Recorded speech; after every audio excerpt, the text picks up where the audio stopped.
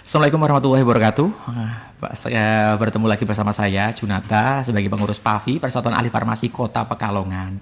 Kita ketemu lagi di Farmasi Podcast ya kan, atau PAVI Podcast.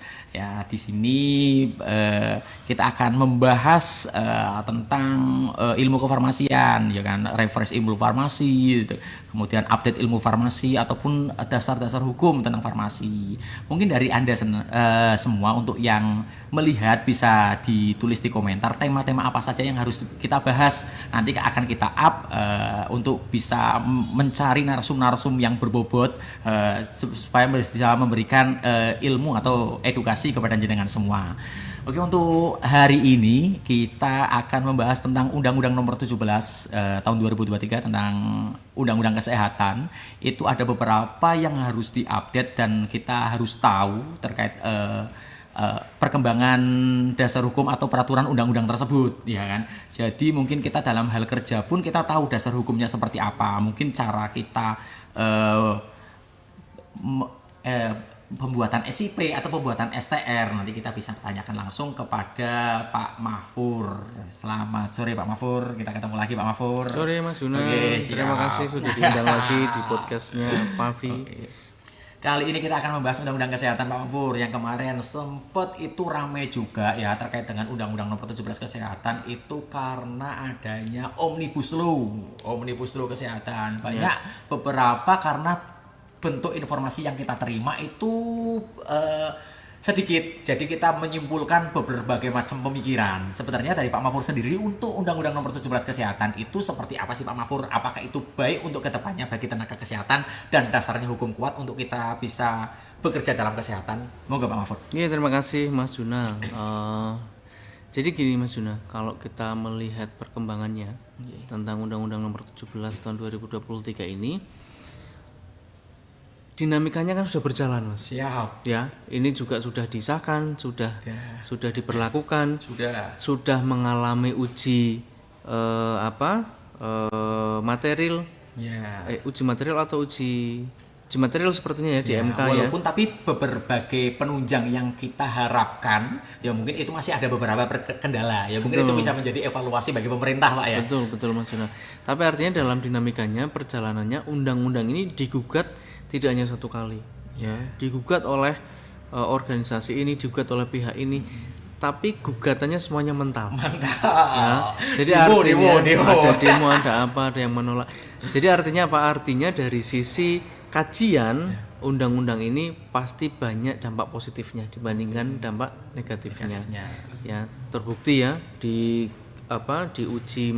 diuji ke MK, gugatannya gugur semua. Ya. Jadi dari sisi kemanfaatan atau sisi positifnya pasti akan memberikan banyak kemanfaatan. Yang pertama Mas Juna. Kemudian yang kedua Mas Juna, kita sebagai tenaga kefarmasian utamanya adalah kalau sekarang kan TVF ya, tenaga vokasi farmasi, kalau apoteker ya masih tetap apoteker. Itu baru pertama kali ini memiliki undang-undang. Sebelumnya belum pernah ada undang-undang. PP 51 Pak? Hanya peraturan pemerintah saja. Ya, betul. Atau undang-undangnya kan belum punya. Jadi apoteker, tenaga kefarmasian itu kalah dengan the power of mak-mak. Contoh bidan itu dari dulu punya undang-undang, berhasil mengabulkan undang-undang. Betul. Kita salah satunya bisa menaikkan bidan ke dewan. Iya, sedangkan farmasi, apoteker atau dulunya TTK itu belum ada yang mengabulkan Mas. Jadi sebenarnya ini adalah anugerah yang diberikan blessing in this case ya. Jadi salah satu yang harus diterima ya, seperti karunia yang diimpikan selama ini, undang-undang yang di dalamnya itu ada hukum praktek apoteker dan juga TVM. Juga lebih tepatnya untuk yang sekarang kita lebih spesifik Pak. Ya, betul. Kan kalau dulu kan berbagai hanya tenaga kesehatan, mungkin ada bidan dan sama perawat dan dokter. Mungkin untuk yang sekarang mungkin dari tenaga vokasi farmasi sendiri ada, dari apoteker sendiri. Betul Mas. Jadi artinya ya pokoknya kita sekarang sudah punya undang-undang. Oke. Ya, kalau dulu belum, kalau dulu belum. Dan jadi itu Mas Juna. Jadi undang-undang kesehatan nomor 17 ini utamanya untuk kita tenaga kefarmasian itu ya kabar gembira. Karena meskipun aturan turunannya itu belum jadi dan harus banyak sekali digodok dan evaluasinya kan ada di sana. Tapi ini saya mau tanyakan Pak, untuk saya sendiri mengalami berbagai nama kan untuk T3 farmasi sendiri. Yang pertama ada asisten apoteker, ya kan. Kemudian ada tenaga teknis kefarmasian. Betul. Kemudian yang sekarang tenaga vokasi farmasi. Apakah mungkin salah satu pergantian nama, ya kan? Itu akan menunjang dasar hukum dari profesi tersebut. Misal dulu tenaga teknis kefarmasian, tidak bisa menunjang dasar hukumnya karena berbentuknya masih global atau umum. Ya mungkin kalau sekarang mungkin dinamakan tenaga vokasi farmasi, apakah itu bisa di-up untuk dasar hukumnya gitu sih. Kenapa ada pergantian nama sih? Gitu sih. Ya kalau kenapa ada pergantian nama utamanya untuk tenaga teknis kefarmasian tadi Mas ya. Itu dinamika di dalam pembuatannya sendiri kan saya tidak mengikuti ya. Saya sendiri juga dulu mengalami itu Mas, proses adanya nomenklatur asisten apoteker, tenaga teknis kefarmasian, dan sekarang adalah tenaga vokasi farmasi. Tapi kan tenaga vokasi farmasi ini dari sisi praktikal kan belum ada Mas. Artinya belum berjalan, dari SIP-nya pun masih TTK, tenaga teknis kefarmasian. Karena apa? Karena masih menunggu aturan turunannya yang sampai sekarang masih digodok dan belum jadi. Ya itu TVF itu belum ada nomenklaturnya dari sisi praktek. Untuk surat izin sendiri tertulis di DPMP-TSP SIP TTK. Iya masih TTK karena memang aturan turunannya itu belum ke situ. Kenaikan dari PNS pun masih asisten apoteker. Jadi kita punya nama masing-masing ya kan. Kita naik golongan 2D ya kan. Asisten apoteker tingkat 2, pengatur tingkat 1 ya mungkin itu kita masih pakai itu ya kan. Sedangkan perkembangannya sendiri dengan undang-undang terbaru namanya sudah ganti. Jadi sih, Pak. Kita memang harus menunggu aturan turunan dari undang-undang kesehatan ini Mas. Oke, Pak. Kalau dari sudut pandang dari Pak Mahfur sendiri untuk yang dulu sama yang sekarang nih ya, untuk peraturannya sendiri ya kan. Itu kan banyak hal-hal yang bermanfaat untuk yang sekarang ya kan. Untuk yang dirasakan yang sekarang itu seperti apa sih Pak? Apalah masalah efisiensi, apakah masalah dasar hukumnya semakin kuat? Salah satu yang diberikan Pak Mahfur tadi. Monggo, Pak. Yang jelas di Undang-Undang Kesehatan Nomor 17 ini sisi hak dan kewajiban dari apoteker itu tertulis jelas Mas. Contohnya misalnya untuk yang apoteker. Untuk yang tenaga vokasi farmasi ini. Yang tenaga vokasi farmasi itu belum diatur secara detail ya di situ. Kalau di dalam Undang-Undang Kesehatan sendiri itu mengatur contoh nih yang di apoteker ya. Itu yang harus melakukan penyerahan obat yang resep ataupun obat yang plat merah, yang obat keras itu harus apoteker, tidak boleh diwakilkan. Kalau yang sekarang ya, untuk yang sekarang ya itu salah satu konsekuensi praktek profesi apoteker ya berarti harus standby dan di pelayanannya harus ada dan itu undang-undang. Kalau misalkan tidak dilaksanakan ya berarti melanggar undang-undang, ya. Betul. Jadi itu kan salah satu konsekuensinya dan itu tidak bisa diwakilkan Mas. Artinya TVF pun kalau dulu masih ada obat wajib apotek, betul, yang bisa di OWA yang bisa dihandle oleh teman-teman TTK. Contoh yang seperti Acetaminophen. Betul, yang bisa langsung pelayanan ke pasien. Betul. Kalau di undang-undang itu jelas Mas bahwa obat yang plat merah itu harus diserahkan oleh apoteker, termasuk obat yang resep itu juga oleh apoteker. Gitu. Ya, nah saya nggak tahu nanti di PP-nya itu akan muncul ada satu aturan tertentu atau tidak, saya kurang tahu. Karena kemarin perkembangan terakhir Mas, saya di forum diskusi salah satu organisasi profesi apoteker itu menyampaikan kementerian itu sedang meminta kalau misalkan tenaga kefarmasian minta bisa melayani obat merah, silakan ajukan saja. Karena di organisasi profesi itu mau mengusulkan satu nomenklatur tambahan, Pak. Apa itu? Satu nomenklatur tambahannya adalah obat tanpa resep. Kan ada obat bebas. Ada bebas terbatas. Ada obat bebas terbatas. Ya, betul. Ada obat keras. Ya. Nah, ini ada obat obat dengan apoteker kalau usulannya. Obat dengan nomenklaturnya. Nah, itu ditolak oleh kementerian. Kalau misalkan mau ada pelayanan yang terbatas ya silakan saja ajukan obatnya berapa. Kalau butuh 500 kita kasih 500 daftarnya. Daftar nama Ya, obat. yang penting tidak ada nomenklatur baru tentang penggolongan obat. Gitu Mas. Jadi artinya kan nanti di PP-nya pasti akan ada itu turunannya tentang nah tentang urunan contoh yang TVF tadi juga kita masih tunggu nanti seperti apa. Siap. Gitu. Nah, jadi kita bisa lihat lagi Pak untuk yang sekarang mungkin kalau sesuai dengan undang-undang berarti kan semuanya terbatas nih Pak. Apoteker dengan pemberian obat atau memberikan edukasi dengan obat yang seperti ini, tenaga vokasi farmasi pun seperti ini Pak, ya kan. Untuk toko obat sendiri Pak, ya kan. Kabar-kabarnya kan ada beberapa informasi ataupun isu karena sekarang juga belum terjadi, ya kan. Itu tidak ada lagi, ya kan. Itu menurut Pak Fahrul apakah benar, apakah masih dalam tahap keputusan atau gimana Pak? Kalau desainnya di PP nomor 17 ini Mas, memang tidak ada nomenklatur toko obat sama sekali. Kalau dulu di PP 51 itu masih ada nomenklatur toko obat, itu memang tercantum. Tapi kalau di PP di Undang-Undang 17 Kesehatan ini itu memang sudah tidak muncul lagi nomenklatur toko obat. Artinya desain kedepannya ya memang kemungkinan besar toko obat itu akan dihapuskan. Dan yang memang misalkan sekarang masih menggunakan toko obat, ya otomatis nanti akan suruh update, ditingkatkan untuk bisa menjadi apotek ya. Jadi mungkin ya bisa kita pembelian obat ya otomatis bisa satu tempat apotek ya kan.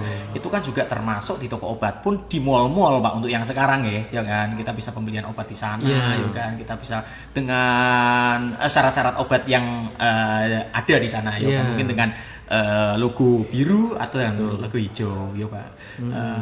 Kalau Undang-Undang Nomor 17 Kesehatan lagi Pak, kita lihat untuk yang sekarang kita dipaksa ataupun kita harus bisa update atau kita bisa mandiri karena ya mungkin kita bisa lihat lagi ya kan dengan organisasi profesi fungsinya kita sudah tidak bisa ataupun kita sudah tidak bisa memberikan rekomendasi terkait dengan STR perpanjang kemudian rekomendasi SIP ya kan. Menurut Pak Mahfud itu sendiri gimana Pak? Apa itu jauh lebih efisiensi ngenteni tanda tangan ketua Nexwen?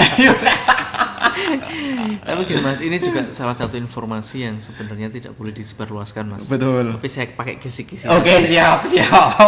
Kemarin kita diskusi Mas, sebenarnya kenapa sih muncul adanya Undang-Undang Nomor 17 Kesehatan ini?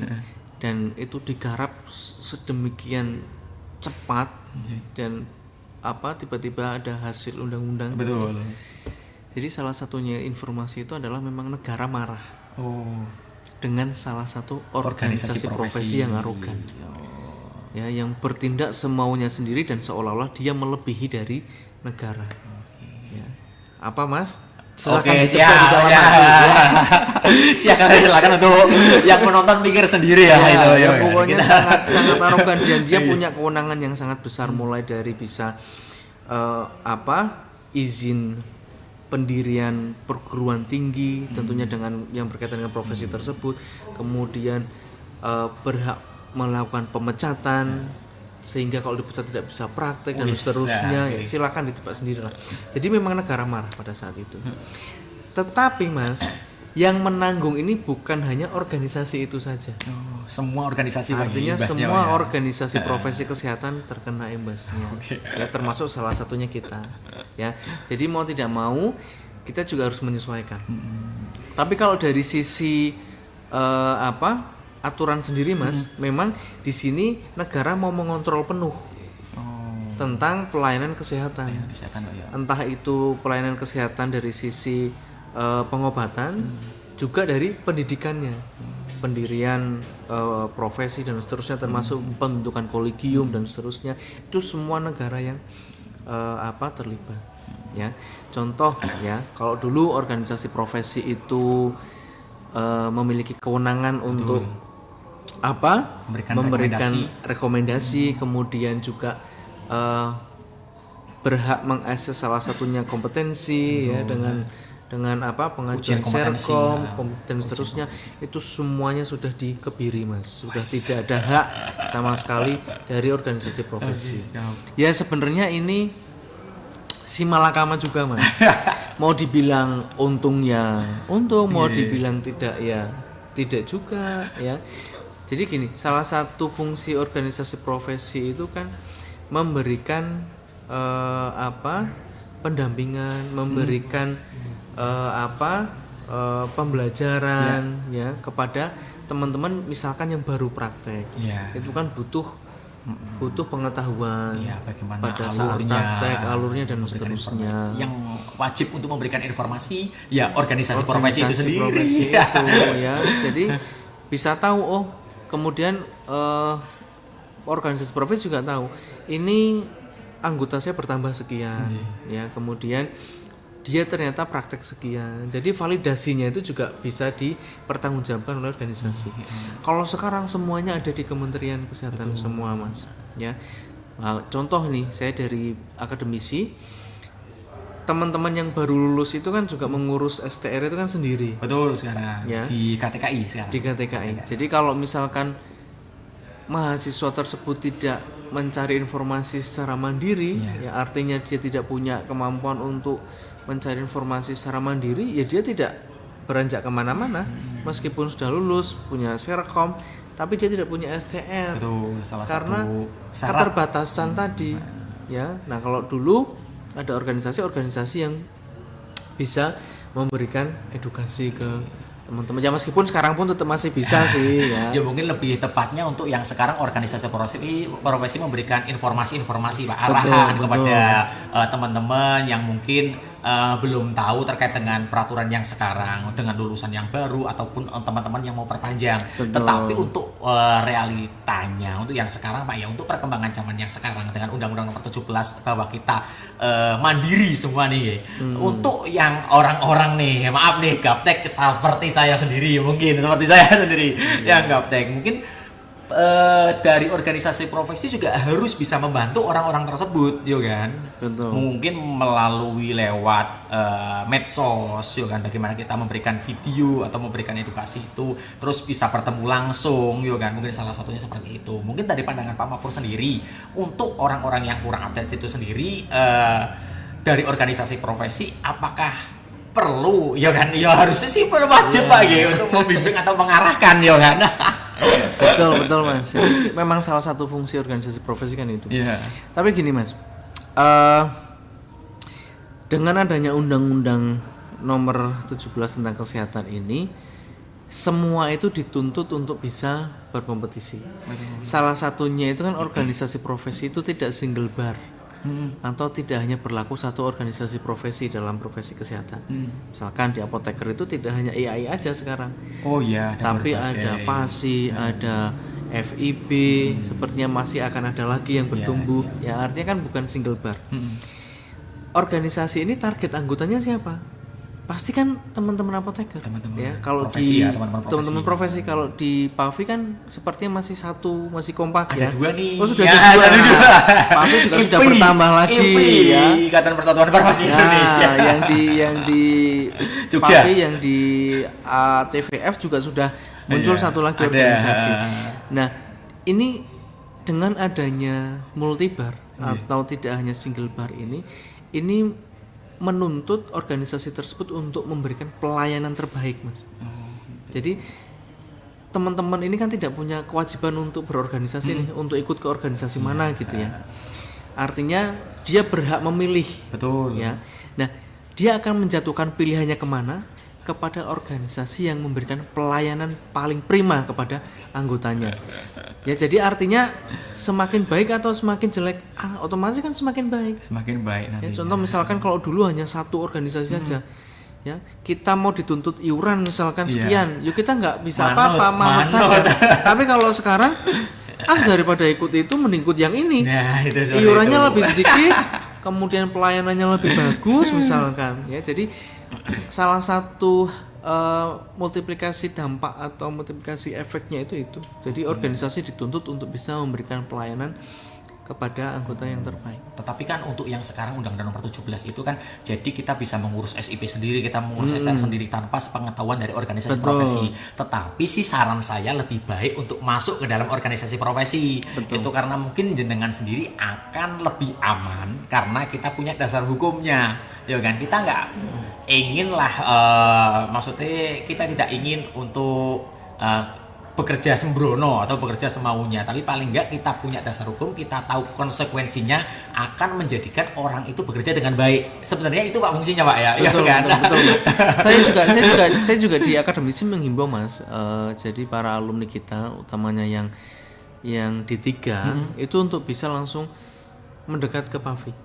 Ya, karena organisasi termasuk di Kota Pekalongan kan memang yang hadir dan yang sudah siap itu kan PAFI. Kita mengarahkan Mas tetap. Kenapa? Karena mereka tetap butuh pendampingan, pembimbingan. Kemudian juga di samping itu mereka butuh beradaptasi dengan lingkungan tenaga kesehatan yang satu mungkin di sana kita bisa sharing terkait dengan informasi, terus kita bisa sharing dengan pengalaman bekerja, terus kita bisa sharing ilmu tentang bagaimana kita memberikan solusi terhadap pasien-pasien tersebut ya. Betul. Ini jadi salah memang satunya rumah Pak ya. Memang organisasi profesi meskipun kewenangan dan haknya itu sudah tidak mengikat ya, tapi tetap perannya sangat sentral, sangat penting. Ya. Makanya salah satunya kan podcast ini kan. Ya, ini mungkin kan salah satu usaha PAFI untuk bisa memberikan edukasi kepada para anggota, dan ini mungkin jaringannya lebih luas lagi, tidak hanya anggota saja. Tapi siapapun yang ingin mengupdate atau ingin mengetahui tentang kefarmasian ya, disediakan platform podcast ini. Nanti ya mungkin kedepannya lebih ke spesifik. Kalau untuk sementara kan kita ke tenaga vokasi farmasi sendiri tentang pekerjaannya, dasar hukumnya, mereka biar tahu. Nanti mungkin kedepannya kita bisa memberikan solusi-solusi mungkin di pelayanan ya kan, karena ada pasien yang diare untuk 3 hari kita membahas tentang diare itu kan bisa. Ya mungkin ini seminar tanpa SKP Pak. Ya. Karena mungkin salah satunya dari Kota Pekalongan sendiri yang belum bekerja sama dengan Kemenkes, jadi kita belum bisa bergerak nih Pak. Mungkin dari Unikal bisa melangkah untuk bekerja sama Kemenkes, kita mungkin bisa support, ya kan? Kita kerjasama, kita katakan webinar. Mudah-mudahan Mas, mudah-mudahan kita dari institusi itu segera menjalin kerjasama agar bisa mengeluarkan SKP yang diakui oleh Kementerian Kesehatan. Itu salah satu salah satu fungsi dari pendidikan Pak ya, memberikan edukasi atau informasi Pak yang ya. sedang kita usahakan.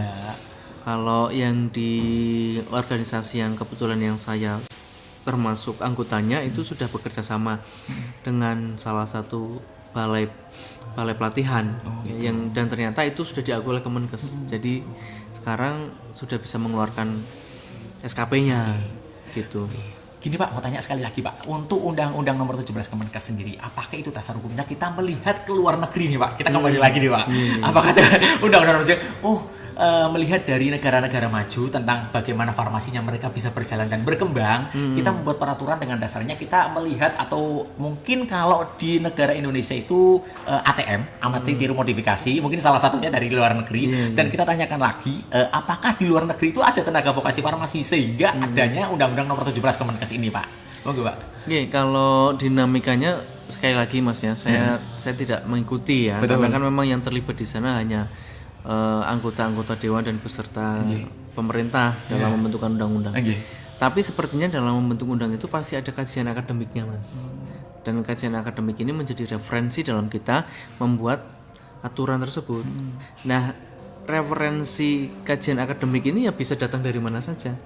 Salah satunya ya dari luar negeri, entah itu dari negara maju, negara berkembang, ya itu dijadikan kajian semua. Jadi saya rasa undang-undang ini juga pasti punya referensi yang bersumber dari yang pelayanan kesehatannya, regulasi kesehatannya juga sudah bagus. Tapi di luar negeri sendiri ada tenaga teknis sendiri apa enggak sih Pak? Kalau tenaga teknis farmasi ada. Pharmacy technician, namanya masih teknisi juga. Technician.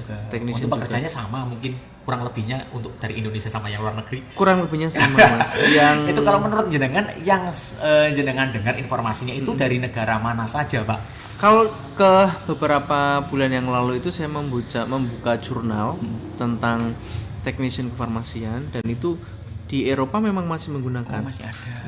Masih di negara. Di bawah apoteker sama. Di bawah apoteker sama, dan dia technician ya. Jadi pekerjaannya ya sama dengan TTK tadi, dia mendampingi pelayanan, dia mendampingi apoteker, farmasis pada saat proses pelayanan. Kalau yang di yang diproduksi ya, berarti dia menjadi asisten dari apoteker yang di industri seperti itu. Jadi kurang lebih hampir sama. Dan di sana juga ada namanya technician itu. Teknisi farmasi. Oke. Ya, mungkin itu bisa menjadi informasi ya kan. Bahwa di luar negeri itu sebenarnya sama loh. Bukan apoteker semua ya kan. Mungkin ada beberapa teman-teman yang menyebutkan bahwa luar negeri itu semuanya apoteker, tidak ada tenaga teknis. Tapi di sana di luar negeri kebetulan jurnal review yang saya baca itu memang di negara maju Mas ya, dari Eropa. Itu untuk menjadi technician itu juga jenjangnya banyak. Tidak mudah. Tidak mudah, ada levelnya Mas. Ada technician yang levelnya B2, B3 dan itu kewenangannya berbeda-beda. Oh, itu terkait dengan apanya Pak? Apakah kita mengikuti seperti pelatihan itu salah satunya kita mendapatkan sertifikat? Betul, salah satunya itu. Kemudian yang kedua basic pendidikannya.